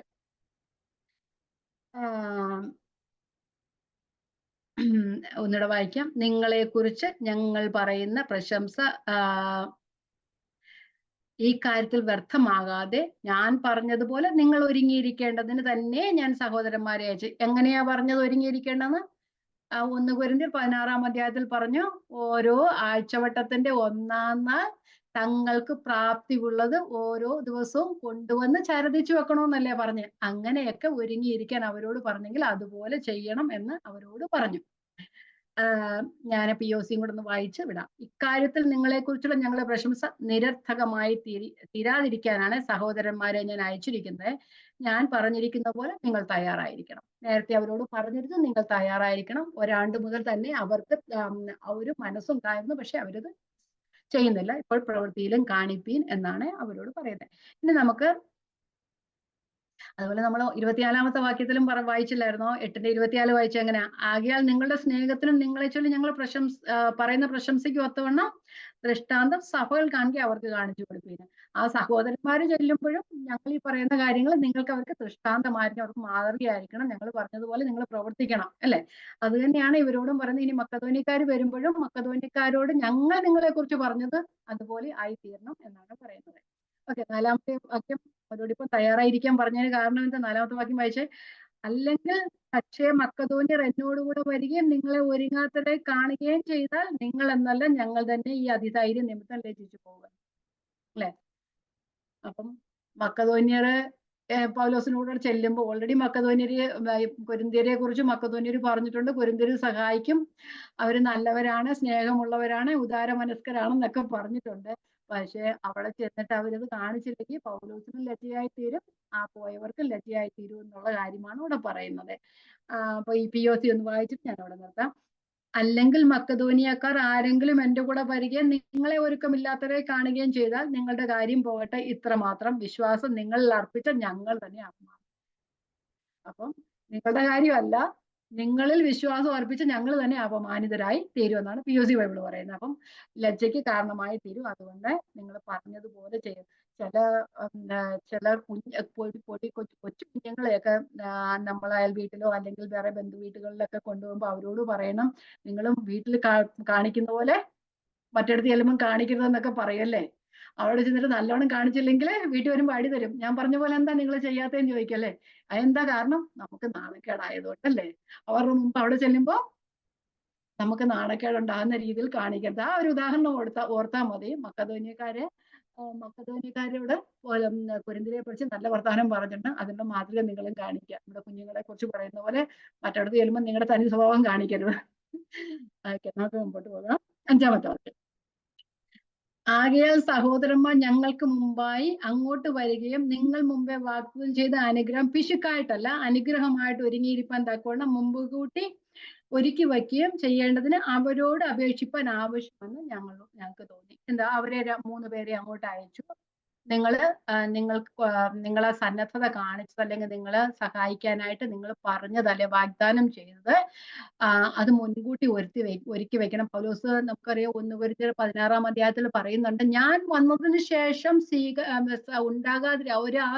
എല്ലാം നിങ്ങൾ ശ്രദ്ധിച്ച് നേരത്തെ വെക്കണം. ഞാൻ വന്നതിന് ശേഷം എന്താ പറയുന്നത്, പെട്ടെന്ന് ഒരു കളക്ഷൻ ഉണ്ടാകാതിരിക്കാൻ വേണ്ടി നിങ്ങൾ ആഴ്ചവട്ടത്തിന്റെ ഓരോ നാൾ അവനവന്റെ കയ്യിലുള്ളത് കൊണ്ടുവരണമെന്ന് പറഞ്ഞിരിക്കുന്നല്ലേ. അവർക്ക് ഈ മാസശമ്പളം ഒന്നും കിട്ടുന്നവരായിരിക്കത്തില്ല. ഓരോ ദിവസവും ഡെയിലി വേജസ് അല്ലെങ്കിൽ ഓരോ ദിവസവും കൂലി ചെയ്ത് അധ്വാനിക്കുന്നവരായിരിക്കാം അവര്. അതുകൊണ്ട് ഓരോ ദിവസവും നിങ്ങളുടെ കയ്യിൽ കിട്ടുന്നത് ആഴ്ചവട്ടത്തെ മാസത്തിന്റെ 1-ാം നാൾ നിങ്ങൾ ആരാധനയ്ക്ക് വരുമ്പോൾ അല്ലെങ്കിൽ കൂട്ടായ്മയ്ക്ക് വരുമ്പോൾ കൊണ്ടുവരികയും നിങ്ങളത് റെഡി ആയിരിക്കുകയും വേണം. ഞാൻ വന്നതിന് ശേഷം കളക്ഷൻ ഉണ്ടായിരുന്നു പൗലോസ് പറഞ്ഞിരുന്നു. അതുപോലെ തന്നെയാണ് ഇവിടെ പറയുന്നത്. സഹോദരന്മാർ ഞങ്ങൾക്കായി മുമ്പായി അങ്ങോട്ട് വരികയും നിങ്ങൾ മുമ്പേ വാഗ്ദത്തം ചെയ്ത അനുഗ്രഹം പിശുക്കായിട്ടല്ല, അനുഗ്രഹമായിട്ട്. പിശുക്കെന്ന് പറഞ്ഞാൽ അത് കൈപ്പിടിച്ചല്ല, അത് മനസ്സോടെ കൊടുക്കണം. അത് അനുഗ്രഹമായിട്ട്, അതല്ലേ പറയുന്ന പൗലോസ് പറയുന്നുണ്ടല്ലോ, നിങ്ങൾ കൊടുത്തു കഴിഞ്ഞാൽ അത് നിങ്ങൾക്ക് തന്നെ അനുഗ്രഹമായി തീരുന്നത്. സഭയിൽ അല്ലെങ്കിൽ സഭ എന്ന് പറയുന്നത് ക്രിസ്തുവിന്റെ ശരീരത്തിന്റെ ഭാഗങ്ങളാണ്. ഒരു അവയവം കഷ്ടം അനുഭവിക്കുന്നത് മറ്റു അവയവങ്ങളുടെ കഷ്ടം അനുഭവിക്കണം. നാം ഒരാളെ സഹായിക്കുന്നു എങ്കിൽ ദൈവത്തിന്റെ നാമമഹത്വത്തിന് കാരണമായി തീരും. ദൈവം നമ്മള് കൊടുത്തതിന് ദൈവം നമുക്ക് കരുണയുള്ള ദൈവമാണ്, അല്ലെ? വാഗ്ദത്തം ചെയ്ത വിശ്വസ്തനാണ്. അപ്പൊ നിങ്ങൾ കൊടുത്താൽ നിങ്ങൾക്ക് കിട്ടുമെന്ന് പറയുന്നത് പോലെ അത് നിങ്ങൾ സാമ്പത്തികമായി സഹായിച്ചാൽ ആത്മീയമായ നന്മകളായിരിക്കും നിങ്ങൾക്ക് കിട്ടുന്നത്. അതുകൊണ്ട് ദൈവം ആ പിശുക്കായിട്ടല്ല കാണിക്കരുത്, അനുഗ്രഹമായിട്ട് തന്നെ ഒരുങ്ങിയിരിക്കാൻ തക്കവണ്ണം മുമ്പ് കൂട്ടി ഒരുക്കി വയ്ക്കുകയും ചെയ്യേണ്ടതിന് അവരോട് അപേക്ഷിപ്പാൻ ആവശ്യമെന്ന് ഞാൻ തീത്തോസിനോടും കൂടെയുള്ള 2 സഹോദരന്മാരോടും പറഞ്ഞു. മക്കെദോന്യക്കാർ വരുന്നതിന് മുമ്പേ, അല്ലെ പൗലോസ് വരുന്നതിന് മുമ്പേ നിങ്ങൾ ആ കളക്ഷനൊക്കെ എടുത്ത് തയ്യാറായി ഒരുങ്ങിയിരിക്കണമെന്ന് അവരോട് പറഞ്ഞു. അപ്പം എന്തിനാ പൗലോസ് ഇങ്ങനെ പറയുന്നത്? നിർബന്ധത്താലാകരുത്, സ്വയമായി ചെയ്യേണ്ടതാണ് അന്ന് വ്യക്തമാക്കിയാണ് ചെയ്യുന്നത്. അതിനായി നിങ്ങൾ നേരത്തെ ഒരുക്കി വെക്കണം. കാരണം വന്നിട്ട് ഒരു കളക്ഷൻ എടുക്കണ്ട. അപ്പൊ എല്ലാവർക്കും ഒരു ബുദ്ധിമുട്ടായി, ബാധ്യതയായി തീരും. അങ്ങനെ ഫിസിക്കായിട്ടല്ല, അനുഗ്രഹമായിട്ട് ഒരുങ്ങിയിരിക്കണം. എന്താ അതിക്രമിച്ചു കടന്നൊന്നുമല്ല ഞങ്ങൾ ചെയ്യുന്നത്, അത് നിങ്ങൾക്ക് തന്നെ അനുഗ്രഹമായി തീരണം. ഔദാര്യ മനോഭാവത്തെ ആയിരിക്കണം. അതുപോലെ അവനവന്റെ കഴിവനുസരിച്ച് സന്തോഷത്തോടെ കൊടുക്കണം. എന്താ, മക്കെദോന്യ സഭകൾക്ക് ലഭിച്ച ദൈവകൃപ അറിയുന്നുവല്ലോ, അവർക്ക് ദൈവകൃപ ലഭിച്ചത് കൊണ്ടാണ് അവര് ഇങ്ങനെ കൊടുക്കുവാനായിട്ട് കാരണമായി തീർന്നത്. അതുകൊണ്ട് നിങ്ങളും അതുപോലെ ചെയ്യണം എന്നാണ് പറയുന്നത്. നേരത്തെ അവരെ സഹോദരന്മാരെ അയച്ചു, അവരും നിങ്ങളോട് പറയും. അപ്പോൾ അവര് വരുമ്പോഴത്തേക്ക് എല്ലാം കളക്ഷനും റെഡിയാക്കി ഇരിക്കണം എന്നാണ് പറയുന്നത്. ആലോചിച്ച് നോക്കിയ പൗലോസിന്റെ കാര്യങ്ങൾക്ക് വേണ്ടി ഒന്നും അല്ല പറയുന്നത്, അല്ലേ? യഹൂദന്മാർക്ക് വേണ്ടി, യഹൂദന്മാർ ഒരു കഷ്ടം അനുഭവിക്കുന്ന സഹോദരന്മാർക്ക് വേണ്ടിയാണ് പൗലോസിന്റെ ആ ഒരു ജാഗ്രതയുള്ളത്, അല്ലേ? മറ്റുള്ളവരെ സഹായിക്കാൻ വേണ്ടി ജാഗ്രത. പൗലോസിന്റെ കയ്യിൽ കാശുണ്ടായിരുന്ന പൗലോസ് എടുത്ത് കൊടുത്തേനെ, അല്ലേ? പക്ഷെ പൗലോസിന്റെ കയ്യിൽ ഇല്ല. കാരണം താൻ കൂലിവേല ചെയ്താണ്, അല്ലെങ്കിൽ കുടാരപ്പണി ചെയ്താണ് അവിടെയൊക്കെ സുവിശേഷ ഘോഷണം ചെയ്തുകൊണ്ടിരുന്നത്. അതുകൊണ്ട് പറയാ, നിങ്ങൾ അവരെ സഹായിക്കണം. പൗലോസ് കൊടുത്തു കാണുമായിരിക്കും, കൊടുത്തു കാണും, പ്യുവർലി കൊടുത്തു കാണും. പക്ഷെ അവരോട് ഒരു ക്രിസ്തുവിന്റെ ശരീരത്തിന്റെ ഭാഗങ്ങളായ അവയവം, ഒരു അവയവം കഷ്ടം അനുഭവിക്കുന്നെങ്കിൽ മറ്റു അവയവങ്ങളുടെ കഷ്ടം അനുഭവിക്കുന്നു എന്ന് പറഞ്ഞ പൗലോസ് തന്നെയാ മറ്റു വെത്തപ്പാടിലൂടെ കടന്നു പോകുന്ന, സാമ്പത്തിക ഞെരുക്കിലൂടെ കടന്നു പോകുന്ന യെരുശലേമിലെ വിശുദ്ധന്മാരെ കുറിച്ചുള്ള ഒരു വിഷമം പൗലോസിന്റെ മനസ്സിൽ വലുതായിട്ടുണ്ട്. അതുകൊണ്ടാണ് പൗലോസ് ഇങ്ങനെയൊക്കെ അവരോട് ഇത്രത്തോളം പറയാനായിട്ട് കാരണമായി തീർന്നത്. ഇനി 6-ാമത്തെ വാക്യം. എന്നാൽ ലോഭമായി വിതയ്ക്കുന്നവൻ ലോഭമായി കൊയ്യും, ധാരാളമായി വിതയ്ക്കുന്നവൻ ധാരാളമായി കൊയ്യും എന്ന് ഓർത്തുകൊള്ളുവിൻ. ലോഭമായി എന്ന് പറയുന്നത് ചെറിയ കുറച്ച് വിത്തേ നമ്മൾ വിതയ്ക്കുന്നുള്ളെങ്കിൽ കുറച്ചേ കിട്ടത്തുള്ളൂ. നമ്മൾ കൂടുതൽ വിതച്ചാൽ കൂടുതൽ കിട്ടും. അത് ഒരു പ്രകൃതി നിയമമാണ്, അല്ലേ? കൊയ്ത്തിന്റെയും വിതയുടെയും ഒരു മാതൃകയാണ് പൗലോസ് അപ്പോസ്തലൻ ഇവിടെ പറയുന്നത്. അപ്പം കൃഷിയോടുള്ള ബന്ധത്തിലാണെങ്കിലും നമുക്കറിയാം, നമ്മൾ 2 പയറേ നട്ടിട്ടുള്ളെങ്കിൽ അതിനുള്ള വിത്ത് അതിന്റെ ഫലം നമുക്ക് അത്രേ കിട്ടത്തുള്ളൂ. നമ്മൾ 10 വിത്ത് നട്ട് കഴിഞ്ഞാൽ നമുക്ക് 10 പയറിന്റെ വിത്ത് നട്ടിട്ടുണ്ടെങ്കിൽ അല്ലെങ്കിൽ നമുക്ക് അത്രത്തോളം ഫലം നമുക്ക് കിട്ടും. അപ്പൊ ഇവിടെ അതുപോലെ തന്നെയാണ് പറയുന്നത്. കുറച്ച് വിതച്ചാൽ കുറച്ച് മാത്രമേ കൊയ്യാനായിട്ടൊക്കത്തുള്ളൂ, കൂടുതൽ വിതച്ചാൽ കൂടുതൽ കിട്ടും. അപ്പൊ നിങ്ങൾക്കും അത് അനുഗ്രഹമായി തീരും, കർത്താവിന്റെ അടുക്കൽ നിന്ന് അനുഗ്രഹമായി തീരും. അതുപോലെ തന്നെ കഴിഞ്ഞ ക്ലാസ്സിൽ നമ്മൾ പഠിച്ചതല്ലേ, നിങ്ങൾക്ക് ഒരിക്കൽ ഇങ്ങനെ സാമ്പത്തികമായ ബുദ്ധിമുട്ട് അനുഭവിക്കുകയാണെങ്കിൽ മറ്റു സകലും നിങ്ങളെ സഹായിക്കാനായിട്ട് ഇടയായി തീരും. അപ്പം നമ്മൾ ധാരാളമായി കൊയ്യണമെങ്കിൽ ധാരാളമായി വിതച്ചാലേ ഒക്കത്തുള്ളൂ. നമ്മള് എന്താ പറയുന്നത്, വിതയും കൊയ്ത്തിന്റെയും ഇത് തന്നെയാണ് നമ്മുടെ സുവിശേഷ ഘോഷണത്തിൽ അല്ലെങ്കിൽ ദൈവരാജ്യത്തിന്റെ കാര്യത്തിലും ഇത് തന്നെയാണ്. വിതച്ചാൽ മാത്രമേ കൊയ്യുവാനായിട്ട് കഴിയുകയുള്ളൂ. നമ്മൾ ഇവിടെ വിതയ്ക്കാനും ദൈവവചനം പറയുകയാണെങ്കിൽ നമുക്ക് ഇവിടെ പ്രയോജനമൊന്നുമില്ലെങ്കിൽ ദൈവത്തിന്റെ സന്നിധിയിൽ നമുക്ക് പ്രതിഫലം ലഭിക്കാം. ഇന്ന് വിതച്ചാൽ മാത്രമേ നാളെയെങ്കിലും കൊയ്യുവാനായിട്ട് കഴിയുകയുള്ളൂ. ഒരു ആള് വിതച്ചു കഴിഞ്ഞാൽ 10 ദിവസം കഴിഞ്ഞൊന്നും കിട്ടുകയില്ല അല്ലേ? ആ ഒരു ചിലപ്പോൾ 6 മാസമൊക്കെ കാത്തിരുന്നായിട്ടൊക്കെ അതിന്റെ ഫലം കിട്ടുന്നത്. അതുപോലെ തന്നെയാണ് ദൈവവചന ഘോഷണം ആണെങ്കിലും സാമ്പത്തിക സഹായം ചെയ്യുന്ന കാര്യത്തിലാണെങ്കിലും വർഷങ്ങളായിട്ട് നമ്മുടെ വലിയ അപ്പച്ചന്മാരും ഒക്കെ ദൈവവചനം സൂക്ഷിച്ചുകൊണ്ടിരിക്കുന്നിടത്തെ എത്രയോ പ്രത്യേകിച്ച് നോർത്ത് ഇന്ത്യയിലൊക്കെ എത്രയോ മിഷണറിമാര് പോയി വചനം പ്രഘോഷിച്ചെങ്കിലും വർഷങ്ങളായിട്ട് അവരിലൊന്നും ഫലം കാണാതെ ഇപ്പോഴൊക്കെ എന്തോ ഫലമാ ഉണ്ടാകുന്നില്ല. അവരുടെ പ്രാർത്ഥനയും അവരുടെ പ്രയത്നവും അവരുടെ ശുശ്രൂഷയൊക്കെ ഇപ്പോഴാണ് ഫലം കൊയ്യുവാനായിട്ട് കാരണമായി തരുന്നത്. അപ്പൊ ലോഭമായി വിതച്ചാൽ ലോഭമായി കൊയ്യത്തേ ഉള്ളൂ, ധാരാളമായി വിതച്ചാൽ ധാരാളമായി കൊയ്യും എന്നാണ് പറയുന്നത്. അപ്പൊ നിങ്ങൾ കൊടുത്താൽ മാത്രമേ നിങ്ങൾക്ക് ഫലം കാണുവാനായിട്ട് കഴിയുള്ളൂ. അപ്പൊ പ്രത്യേകിച്ച് എന്താ പറയുക, യഹൂദന്മാർക്ക് കൊടുക്കണം അല്ലെങ്കിൽ യെരുശലേമിലെ വിശുദ്ധന്മാർക്ക് കൊടുക്കണമെന്ന് പറയുമ്പോൾ ദൈവനാമ മഹത്വത്തിന് വേണ്ടിയാണ് ചെയ്യുന്നത്. അത് ദൈവനാമ മഹത്വത്തിന്, ദൈവരാജ്യത്തിന് കെട്ടുപണിക്ക് വേണ്ടിയാണ് ഉപയോഗിക്കുന്നത്. അത് അവരെ സഹായിക്കുന്നുവെങ്കിലും നാം എന്താ പറയുന്നത്, നമ്മൾ ഇവിടെ വിതച്ചാൽ സ്വർഗത്തിൽ നാം കൊയ്യും, അല്ലെങ്കിൽ നമ്മൾ ആ സ്വർഗത്തിലേക്ക് നമ്മൾ നിക്ഷേപം സ്വരൂപിക്കുക ചെയ്യുന്നതല്ലേ. നമ്മൾ മത്തായി സുവിശേഷത്തിലൊക്കെ നമ്മൾ കഴിഞ്ഞ ക്ലാസ്സിലും വായിച്ചാണല്ലോ മത്തായി സുവിശേഷം പറയുന്നത്. ഇവിടെ നമ്മൾ കൊടുത്തു കഴിഞ്ഞാൽ സ്വർഗത്തിലേക്ക് നമുക്ക് തന്നെ നിക്ഷേപം സ്വരൂപിക്കുന്ന രീതിയിലായി തീരും എന്ന രീതിയാണ്. ഓക്കെ,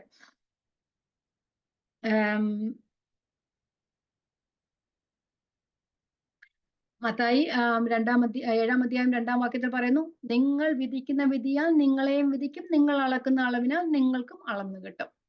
അല്ല, നമ്മൾ വിതയ്ക്കുന്നതനുസരിച്ച് നമുക്ക് അളന്ന് കിട്ടത്തുള്ളൂ. അതുപോലെ നമ്മൾ വിതച്ചു കഴിഞ്ഞാൽ നമ്മൾ എന്താ പറയുന്നത്, അതിന് ആവശ്യമായ വളവും വെള്ളമൊന്നും കൊടുത്തില്ലെങ്കിൽ അത് പാഴായി പോകും. അതുപോലെ തന്നെ ഇത് തന്നെയാണ് ദൈവരാജ്യത്തിൽ വിതയ്ക്കുന്നവൻ വിതച്ചുകൊണ്ട് ഇരിക്കണം. എന്നാൽ മാത്രമേ ശരിയായ വിളവ് കിട്ടുവാനായിട്ട് കാരണമായി തീരത്തുള്ളൂ. സദൃശവാക്യങ്ങൾ 11-24, 25 പറയുന്ന ഔദാര്യ മാനസൻ പുഷ്ടി പ്രാപിക്കും എന്നാണ്. മനസ്സോടെ കൊടുക്കുക. വായിക്കാം. ഒരുത്തൻ വാരി വിതറിയിട്ടും വർദ്ധിച്ചു വരുന്നു, മറ്റൊരുത്തൻ ന്യായവിരുദ്ധമായി ലോപിച്ചിട്ട് ഞെരുക്കുമേ ഉള്ളൂ. ഔദാര്യ മാനസൻ പുഷ്ടി പ്രാപിക്കും, തണുപ്പിക്കുന്നതിന് തണുപ്പ് കിട്ടും. ഓക്കെ, 2-3 വാക്യങ്ങളൂടെ വായിച്ചു എനിക്കൊന്ന് കഴിഞ്ഞ ക്ലാസ്സിൽ നമ്മൾ വായിച്ചതാണ്. സദൃശവാക്യങ്ങൾ 19-17. എളിയവനോട് കൃപ കാണിക്കുന്നവൻ കരുണ കാണിക്കുന്നവൻ യഹോവയ്ക്ക് വായ്പ കൊടുക്കുന്നു. വായിക്കാം. എളിയവനോട് കൃപ കാട്ടുന്നവൻ യഹോവയ്ക്ക് വായ്പ കൊടുക്കുന്നു, അവൻ ചെയ്ത നന്മയ്ക്ക് അവൻ പകരം കൊടുക്കും. അപ്പം അവൻ ചെയ്ത നന്മയ്ക്ക് ദൈവം പകരം കൊടുക്കും എന്നാണ് പറയുന്നത്. മത്തായി സുവിശേഷം 10-41-42 വാക്യങ്ങൾ. മത്തായി സുവിശേഷം 10-41-42 വാക്യങ്ങൾ. പ്രവാചകൻ എന്ന് വെച്ച് പ്രവാചകനെ കൈക്കൊള്ളുന്നവന് പ്രവാചകന്റെ പ്രതിഫലം ലഭിക്കും. അപ്പൊ ഒന്ന് ആലോചിച്ച് നോക്കിയേ, ഒരു പ്രവാചകൻ എന്ന് വെച്ച് പ്രവാചകനെ, അപ്പം ആ പ്രവാചകനെ സ്വീകരിക്കുന്ന അല്ലെങ്കിൽ ഒരു ശുശ്രൂഷക്കാരനെ സ്വീകരിക്കുന്നവന് ദൈവ ശുശ്രൂഷക്കാരന്റെ പ്രതിഫലം തന്നെ തരുമെന്നാ പറയുന്നത്. അപ്പൊ പ്രവാചകൻ എന്ന് വെച്ച് അല്ലെ ദൈവദാസൻ അല്ലെങ്കിൽ ദൈവദാസി എന്ന് വെച്ച് ആ ദൈവദാസിയെ കൈക്കൊള്ളുന്നവന് ആ ദൈവദാസിക്ക് കിട്ടുന്ന പ്രതിഫലം തന്നെ ലഭിക്കും. നീതിമാൻ എന്ന് വെച്ച് നീതിമാനെ കൈക്കൊള്ളുന്നവന് നീതിമാന്റെ പ്രതിഫലം ലഭിക്കും. ശിഷ്യൻ എന്ന് വെച്ച് ഈ ചെറിയവരിൽ ഒരുത്തനും ഒരു പാനപാത്രം തണ്ണീർ മാത്രം കുടിപ്പാൻ കൊടുക്കുന്നവന് പ്രതിഫലം കിട്ടാതെ പോകുകയില്ല എന്ന് ഞാൻ സത്യമായിട്ട് നിങ്ങളോട് പറയുന്നു. അപ്പൊ നമ്മൾ കൊടുക്കുന്നതിനനുസരിച്ചുള്ള പ്രതിഫലം ദൈവം തരും. അപ്പം കൃഷിപരമായ കാര്യങ്ങൾ അല്ലെങ്കിൽ പ്രകൃതിയുടെ നിയമത്തിൽ തന്നെ നമ്മൾ വിതയ്ക്കുന്ന വിതയ്ക്ക് അനുസരിച്ചുള്ള ഫലം നമുക്ക് കിട്ടൂ എങ്കിൽ നമ്മുടെ സ്വർഗീയ പിതാവ് അവനേക്കാനൊക്കെ ഔദാര്യശീലനല്ലേ. നമ്മൾ കൊടുക്കുന്നതിനനുസരിച്ച് അതിനേക്കാളും അളന്ന് നമുക്ക് കിട്ടും അല്ലെ. കൊടുപ്പിനെന്താ നിങ്ങൾക്ക് കിട്ടും, അമർത്തി കുലുക്കി കവിയുന്ന ഒരു നല്ല അളവ് നിങ്ങളുടെ മടിയിൽ വരും. നിങ്ങൾ അളക്കുന്ന അളവിനാൽ നിങ്ങൾക്ക് തന്നെ കിട്ടും. കാരണം പ്രകൃതി നിയമത്തിൽ പ്രകൃതി അതിൻ്റെതായ എന്താ പറയുന്ന നിയമം പാലിക്കുന്നു എങ്കിൽ നമ്മുടെ ഔദാര്യവാനായ സ്നേഹസമ്പന്നനായ ദൈവം എത്രത്തോളം നമ്മുടെ കൃപ കാണിക്കും. ഓക്കെ, വിധവയുടെ കാര്യത്തിലും അങ്ങനെയല്ലേ നമ്മൾ കാണുന്നത്. ആ ഉദാഹരണമായി ഫിലിപ്പിയിലെ സഭകളെ നമ്മൾ നോക്കിക്കഴിഞ്ഞാൽ പൗലോസ് പറയുന്നത് അതോടെ വായിച്ചിട്ട് നമുക്ക് മുമ്പോട്ട് പോകാം. ഓക്കെ, ഫിലിപ്പിയർ 4-15-16 വാക്യങ്ങൾ താഴോട്ടും വായിക്കാം. ഓക്കെ, ഫിലിപ്പിയർ 4-15-16 വാക്യങ്ങൾ. ഫിലിപ്പിയരെ സുവിശേഷ ഘോഷണത്തിന്റെ ആരംഭത്തിൽ ഞാൻ മക്കതോനിയയിൽ നിന്ന് പുറപ്പെട്ടാറെ നിങ്ങൾ മാത്രമല്ലാതെ ഒരു സഭയും വരവ് ചെലവ് കാണത്തിൽ എന്നോട് കൂട്ടായ്മ കാണിച്ചില്ല എന്ന് നിങ്ങളും പറയുന്നു. തെസ്സലോനിക്കയിലും എന്റെ ബുദ്ധിമുട്ട് തീർപ്പാൻ നിങ്ങൾ 1-2 തവണ അയച്ചു തന്നുവല്ലോ. ഞാൻ ദാനം ആഗ്രഹിക്കുന്നു എന്നല്ല, നിങ്ങളുടെ കണക്കിലേക്ക് ഏറുന്ന ഫലമത്രേ ആഗ്രഹിക്കുന്നത്. നിങ്ങൾ കൊടുത്താൽ നിങ്ങൾ സ്വർഗത്തിൽ നിക്ഷേപം സ്വരൂപിക്കുകയാണ് ചെയ്യുന്നത്. ഇപ്പോൾ എനിക്ക് വേണ്ടത് എല്ലാം ഉണ്ട്, സമൃദ്ധിയുമായിരിക്കുന്നു. നിങ്ങൾ അയച്ചു തന്നത് സൗരഭ്യവാസനയായ ദൈവത്തിന്റെ പ്രസാദവും സുഗ്രാഹ്യവുമായി യാഗമായി എപ്പഫ്രാദിത്തോസിന്റെ കൈയാൽ ഞാൻ പ്രതിഗ്രഹിച്ചു തൃപ്തനാക്കി. അപ്പൊ അവര് പൗലോസിനാണ് കൊടുത്തത്. പക്ഷേ പൗലോസ് അപ്പോസ്തലൻ ദൈവാത്മാവിനാൽ പറയുന്നു, അത് സൗരഭ്യവാസനയാണ്, ദൈവത്തിന് പ്രസാദവും സുഗ്രാഹ്യവുമായി യാഗമായാണ് കൊടുക്കുന്നത്. അപ്പം സഭയെ സഹായിക്കുന്ന സുവിശേഷ ഘോഷണത്തെ സഹായിക്കുക എന്നുള്ളത് ഒരു യാഗമായിട്ടാണ് അവിടെ കണക്കാക്കപ്പെടുന്നത്. എന്റെ ദൈവമോ നിങ്ങളുടെ ബുദ്ധിമുട്ടൊക്കെയും മഹത്വത്തോടെ തന്റെ ധനത്തിനത്തോളം ക്രിസ്തുവേശു പൂർണ്ണമായി തീർത്തു തരും. പോലെ പറയുന്നത്, നിങ്ങള് തരുന്നത് തന്നെ പിന്നെ എനിക്ക് ആവശ്യത്തിന് കൊണ്ട്, അതുപോലെ തന്നെ അത് ദൈവരാജ്യ മഹത്വത്തിന് അത് നിങ്ങളുടെ അളവിലേക്കും നിങ്ങളുടെ അനുഗ്രഹത്തിനും കാരണമായി തരും. അത് ദൈവം സൗരഭ്യവാസനയായിട്ടാണ്. ഒരു യാഗം കഴിക്കുമ്പോൾ അതിന്റെ വാസന എങ്ങനെ ദൈവത്തിന്റെ സന്നിധിയിൽ എത്തുന്നുവോ, അപ്പൊ നമ്മള് പുതിയ നിയമത്തിൽ യാഗമൊന്നും കഴിക്കുന്നില്ല, നമ്മുടെ ശരീരങ്ങളെ ദൈവത്തിന് പ്രസാദമുള്ള യാഗമായി നമ്മളെ തന്നെ ദൈവത്തിന് സമർപ്പിച്ചു കൊടുക്കുന്നത് പോലെ തന്നെയാണ് അത് സൗരഭ്യവാസനയായ യാഗമായിട്ടാണ് ദൈവം അത് കണക്കാക്കുന്നത് എന്നാണ് അതിന്റെ അർത്ഥം. ഓക്കെ, അത് നമ്മള് എന്താ പറയുന്നത്, അത് ആത്മീകമായ നമ്മളുടെ നന്മയാണ്. അതുപോലെ തന്നെ നമ്മൾക്ക് ഐഹികമായ അല്ലെങ്കിൽ ഈ ലോകത്തിലും സമ്പത്ത് കിട്ടും. അതുപോലെ അതിനേക്കാളും അധികമായിട്ട് ആത്മീകമായ നന്മകൾ നമ്മൾ അനുഭവിക്കാനായിട്ട് കഴിയും. മത്തായി സുവിശേഷം 19:29 പറയുന്നത് നിത്യജീവനം കൂടെ ലഭിക്കുമെന്നാ പറയുന്നത്. മത്തായി 19:29. എന്റെ നാമം നിമിത്തം വീടുകളെയോ സഹോദരന്മാരെയോ സഹോദരികളെയോ അപ്പനെയോ അമ്മയോ മക്കളെയോ നിലങ്ങളെയോ വിട്ടുകളഞ്ഞവന് എല്ലാം 100 മടങ്ങ് ലഭിക്കും, അവൻ നിത്യജീവനെ അവകാശമാക്കും. അത് പിന്നെ കർത്താവിന് വേണ്ടി അല്ലെ എല്ലാത്തിനെയും ഉപേക്ഷിച്ച് കർത്താവിന് വേണ്ടി ഇറങ്ങി പുറപ്പെടുന്നവന്റെ കാര്യമാണ് പറഞ്ഞത്. നിത്യജീവനെ അവകാശമായി തീരും. കാരണം ദൈവത്തെക്കാൾ അധികമായി മറ്റുള്ളത് ഏതിനെയും സ്നേഹിക്കുന്നത് ദൈവത്തിന് യോഗ്യനല്ല. അപ്പം ആ ദൈവത്തിന് വേണ്ടിയിട്ട് എന്റെ ദൈവത്തിന്റെ മഹത്വത്തിന് വേണ്ടി ഞാൻ ഇറങ്ങി പുറപ്പെടുമ്പോൾ എന്നെ പിറകിൽ നിന്ന് എന്തെങ്കിലും എന്നെ പിടിച്ചു വലിക്കുന്നുവെങ്കിൽ അതിനെ ത്യജിക്കാൻ ഞാൻ മനസ്സൊരുക്കം കാണിക്കണം. അതാണ് പറയുന്നത്. അതിനുവേണ്ടി ഞാൻ എന്തെങ്കിലും ത്യജിച്ചിട്ടുണ്ടെങ്കിൽ ഈ ലോകത്തിൽ മാത്രമല്ല ഇനി വരുവാനുള്ള ലോകത്തിൽ 100 മടങ്ങ് ലഭിക്കും. അതുപോലെ തന്നെ നിത്യജീവനെ അവകാശമാക്കി തീർക്കുമെന്നാണ് പറയുന്നത്. പഴയ നിയമത്തിൽ ഇത് തന്നെയായിരുന്നു പറഞ്ഞത്. മലാക്കിയുടെ പ്രവചനത്തിലെ മലാക്കിയുടെ ലേഖനത്തിൽ പ്രവചനത്തിൽ എന്താ പറയുന്നത്, നിങ്ങള് ദൈവസന്നിധിയിലേക്ക് കൊണ്ടുവന്ന് എന്നെ ഒന്ന് പരീക്ഷിച്ച് നോക്കുവീനെന്നാ പറയുന്നത് അവരോട്, അല്ലേ? വായിക്കാം. മലാക്കി 3:10 എല്ലാവർക്കും അറിയാവുന്നതല്ലേ? മലാക്കി 3:10. എന്റെ ആലയത്തിൽ ആഹാരം ഉണ്ടാകേണ്ടതിന് നിങ്ങൾ ദശാംശം മുഴുവനും ഭണ്ഡാരത്തിലേക്ക് കൊണ്ടുവരുവേൻ. ഞാൻ നിങ്ങൾക്ക് ആകാശത്തിന്റെ കിടിവാതിലുകളെ തുറന്ന സ്ഥലം പോരാതെ വരുവോളം നിങ്ങളുടെ മേൽ അനുഗ്രഹം പകരുകയില്ലയോ എന്നിങ്ങനെ നിങ്ങൾ ഇതിനാൽ എന്നെ പരീക്ഷിപ്പിൻ എന്ന് സൈന്യങ്ങളുടെ യഹോവ അരുളി ചെയ്യുന്നു. അപ്പം നമ്മളൊക്കെ പ്രാർത്ഥിക്കുമ്പോഴും പറയുമ്പോഴൊക്കെ എടുത്തു പറയുന്ന ഒരു വാക്യമാണ്, ആകാശത്തെ കിളിവാതിലെ തുറന്ന് സ്ഥലം പോരാതെ വണ്ണം നിറയ്ക്കുമെന്ന് ദൈവം പറയുന്നുണ്ട്. പക്ഷെ അവിടെ ഒരു ഈ പ്രയോഗം അവിടെ ഉണ്ട്, അല്ലെങ്കിൽ ഒരു എങ്കിൽ നിങ്ങൾ കൊടുത്താൽ മാത്രമേ എന്നെ പരീക്ഷിപ്പീൻ എന്നാ പറയുന്നത്. നിങ്ങൾ കൊടുത്താൽ നിങ്ങൾക്ക് ആകാശത്തിന്റെ കിളിവാതികളെ തുറന്ന് സ്ഥലം പോരാതെ വണ്ണം ദൈവം നിറയ്ക്കും. കാരണം അങ്ങനെയെങ്കിലും നിങ്ങൾ എന്നെ ഒന്ന് പരീക്ഷിച്ച് നോക്കൂ, അല്ലെ? അങ്ങനെയാ പറയുന്നത് അവിടെ.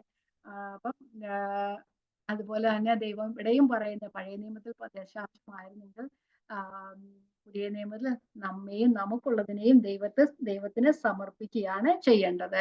ഇനി അടുത്ത വാക്യത്തിലേക്ക് പോകാൻ ചിലപ്പോൾ സമയം കാണുകയില്ല. അതുകൊണ്ട് ഞാൻ ഇവിടെ നമുക്ക് അടുത്ത ക്ലാസ്സിലത് പഠിക്കാം.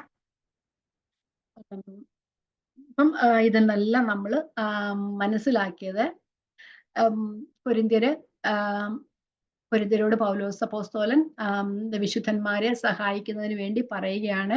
8-ാം അധ്യായത്തിൽ അവസാനത്തെ വാക്കിൽ നമ്മുടെ തീത്തോസിനെയും 2 സഹോദരന്മാരെയും കൂടെ അയക്കുന്നു. എല്ലാ കാര്യത്തിലും ഇന്റഗ്രിറ്റിയും അതുപോലെ തന്നെ വിശ്വസ്തരുമായ ആൾക്കാരെയാണ് പൗലോസ് അപ്പോസ്തലൻ തിരഞ്ഞെടുത്ത്. കാരണം കൊരിന്ത്യരാൽ ഓൾറെഡി എല്ലാ പരാതികളും അല്ലെങ്കിൽ പൗലോസ് അപ്പോസ്തലനെ എങ്ങനെയെങ്കിലും നിന്ദിക്കാൻ കാരണം കണ്ടുപിടിക്കാൻ ഇരിക്കുന്ന ആൾക്കാരാണ്. അതുകൊണ്ട് 11-ാം അധ്യായത്തിലൊക്കെ പറയുന്നത് എന്നെ നിന്ദിക്കാൻ എന്നെ തുമ്പ് അന്വേഷിച്ചുകൊണ്ടിരിക്കുന്നൊക്കെ പറയുന്നത്. അങ്ങനെയുള്ളവരുടെ മുമ്പില് തന്നെ നിന്ദിക്കാൻ ഒരു പഴുതുമില്ലാതെ പഴുതടച്ചിട്ടാണ് പൗലോസ് വിശ്വസ്തരായ ആളുകളെ തെരഞ്ഞെടുക്കുന്നത്. അതുപോലെ തന്നെ സഭയുടെ കാര്യങ്ങളിലും എല്ലാ കാര്യങ്ങളിലും വിശ്വസ്തത ദൈവം നമ്മിൽ നിന്ന് ആഗ്രഹിക്കുന്ന ദയയും വിശ്വസ്തതയും ഉള്ളവരായിരിക്കണം. അപ്പം അതുപോലെ തന്നെ ആ വിശ്വസ്തരായ ആൾക്കാരെ അയക്കുമ്പോൾ കൊരിന്ത്യ സഭയും അതുപോലെ തന്നെ അവരെ ഒരു എന്താ പറയുന്നത് ദൈവ ശുശ്രൂഷകന്മാരെ എങ്ങനെ സ്വീകരിക്കുന്നു അതുപോലെ തന്നെ കൈക്കൊള്ളണം.